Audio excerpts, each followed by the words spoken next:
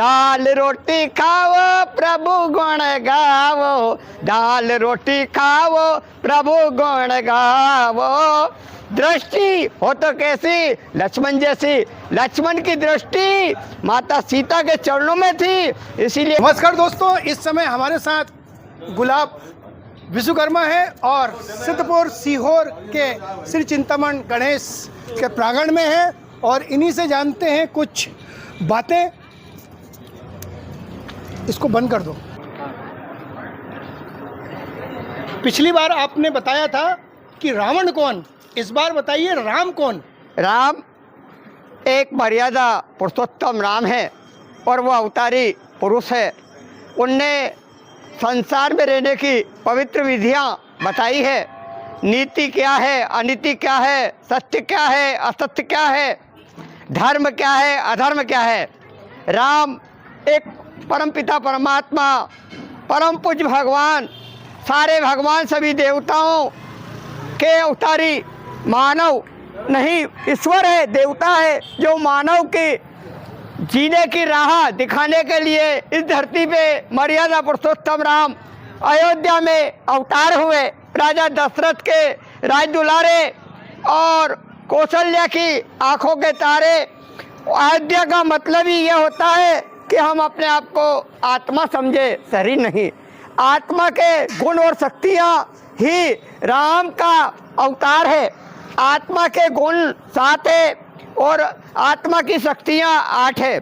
आत्मा के गुण, आत्मा पवित्र स्वरूप है, आत्मा ज्ञान स्वरूप है, आत्मा शक्ति स्वरूप है, आत्मा प्रेम स्वरूप है, आत्मा दया स्वरूप है, आत्मा आनंद स्वरूप है, आत्मा शांत स्वरूप है, आत्मा एड़ी से चोटी तक कोई कुकर्म न कर स्वरूप है, आत्मा सूक्ष्म पाप कर्म भी न कर स्वरूप है। आत्मा आत्मबल इतना बड़ा बल है कि व्यक्ति की मौत नहीं आ सकती है, मौत से लड़ सकता है और मौत वापस आ सकती है, इच्छा मृत्यु वरदान पा सकती है। इसके लिए आपको सारे ग्रंथ, सारे वेद और यहाँ तक कि सभी धर्मों का सार ब्रह्मा कुमारी आश्रम में मिलेगा, जो कि आप रोज क्लास करें। योगेश्वर, निरोगेश्वर, मिर्ची मसाले ना खाओ, मसे की बीमारी नहीं, मीठा मत खाओ, शुगर नहीं, दाल रोटी खाओ प्रभु गुण